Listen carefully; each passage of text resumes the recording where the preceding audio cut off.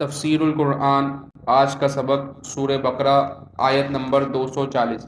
اعوذ باللہ من الشیطان الرجیم، بسم اللہ الرحمن الرحیم۔ والذین یتوفون منکم ویذرون ازواجا وصیۃ لازواجہم متاعا الی الحول غیر اخراج فَإِنْ خَرَجْنَ فَلَا جُنَاحَ عَلَيْكُمْ فِي مَا فَعَلْنَ فِي أَنفُسِهِنَّ مِن مَّعْرُوفٍ وَاللَّهُ عَزِيزٌ حَكِيمٌ۔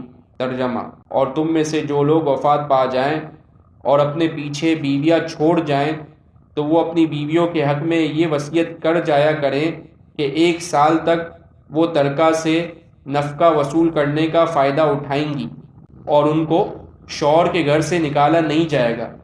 ہاں، اگر وہ خود نکل جائیں تو اپنے حق میں قاعدے کے مطابق وہ جو کچھ بھی کریں اس میں تم پر کوئی گناہ نہیں ہوگا، اور اللہ تعالیٰ صاحب اقتدار بھی ہے، صاحب حکمت بھی۔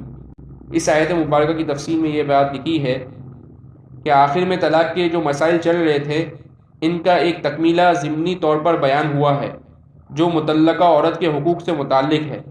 زمانہ جاہلیت میں بیوہ عورت کی عدت 1 سال ہوتی تھی، لیکن اسلام نے پیچھے آیت نمبر 234 میں عدت کی مدت گھٹا کر 4 مہینے 10 دن مقرر کر دی۔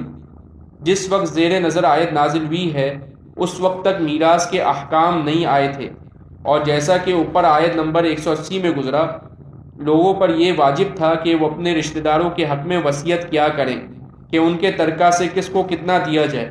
لہٰذا اس آیت میں اسی اصول کے تحت یہ حکم دیا گیا ہے کہ اگرچہ بیوہ کی عدت 4 مہینہ 10 دن ہے، لیکن اس کے شوہر کو چاہیے کہ وہ اپنی بیوی کے حق میں یہ وصیت کر جایا کرے وہ اپنی بیوی کے حق میں یہ وصیت کر جایا کرے کہ اسے سال بھر تک اس کے ترکے سے نفقہ بھی دیا جائے گا اور اس کے گھر میں رہائش بھی فراہم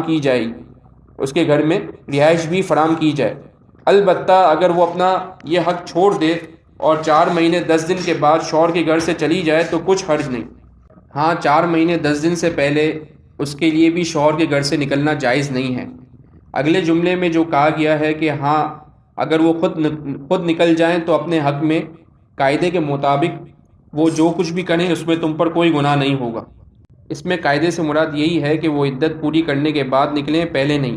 لیکن یہ سارا حکم میراث کے احکام آنے سے پہلے تھا۔ جب سورہ نساء میں میراث کے احکام آ گئے اور بیوی کا حصہ ترکہ میں مقرر کر دیا گیا تو سال بھر کے نفقے اور رہائش کا یہ حق ختم ہو گیا۔ وآخر دعوانا ان الحمد للہ رب العالمین۔